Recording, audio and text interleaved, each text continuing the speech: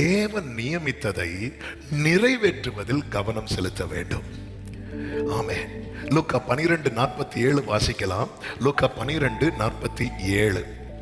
தன் எஜமானுடைய சித்தத்தை அறிந்தும் ஆயத்தமாயிராமலும் அவனுடைய சித்தத்தின்படி செய்யாமலும் இருந்த ஊழியக்காரன் அநேக அடிகள் அடிக்கப்படுவான். அப்ப சித்தம் அறிந்து அடுத்து என்ன செய்யணும் அப்படின்னா ஆயத்தமாகணும், அதன்படி செய்யணும்.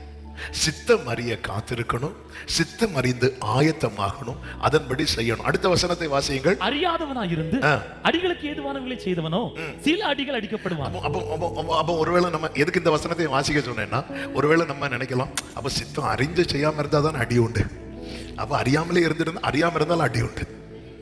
ஆமென். இப்போ அப்போ சில பாக்குறாங்க அப்ப அடி கன்ஃபார்ம்.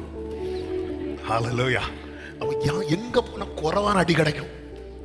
ஆமென். சில சொல்லுவாங்க இந்த மிஸ் தான் கிளாஸுக்கு வரணும், ஏன் அவங்க ஒரு அடி தான் அடிப்பாங்க, இந்த வாத்தியார் வந்தா 2 அடி அடிப்பார். அவன் அடி வாங்குறதுக்குன்னே இருக்கிறாங்க.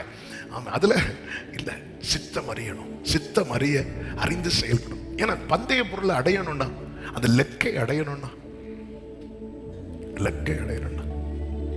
இந்த இங்கிருந்து சென்னையிலேருந்து நாகர்கோவில் இப்படியெல்லாம் அந்த ட்ராவல் பண்ணும்போது அந்த பஸ்ஸில் ஏறும்போது சிலர் கேட்பாங்க டிரைவர்ஸ்ட்ட.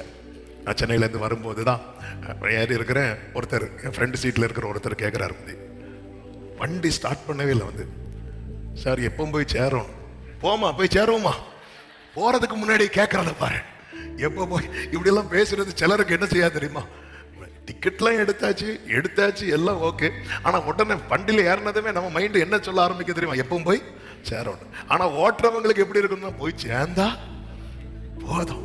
டிக்கெட் இருக்கு எல்லாருக்கும், திடீர்னு வண்டி வழியில பிரேக் டவுன் ஆச்சுன்னா, நான் ஒருக்கா வந்தேனே சென்னையில இருந்து இங்க ஒரு அதிகாலை 4:45 மணிக்கு திடீர்னு ஏதோ டைம் அடிக்கிறது மாதிரி இருக்கு. நான் போன பஸ் தான், கர்த்தர் கிருபையாய் காத்தார். அங்கிருந்து இங்க டிக்கெட் எல்லாமே வண்டி வந்து சேரணுமே, அந்த லெக்கை நம்ம அடைஞ்சாதானங்க. லெக்கை அடையணும், அதுக்கு சித்தம் செய்யணும். சித்தம் செய்யணும்னா சித்தம் என்னது என்பதை அறியணும். ஆண்டவர் சமூகத்தில் இருந்து ஒவ்வொரு நாளும் தேவனால் வழிநடத்தப்பட ஒப்பு கொடுக்கும் போது, ஆமென், சில நேரம் நமக்கே தெரியாது. யோசேப்புக்கு தெரியுமா எகிப்துக்கு நான் இதுக்கு தான் போறேன் அப்படின்னு? ஒண்ணுமே தெரியாது.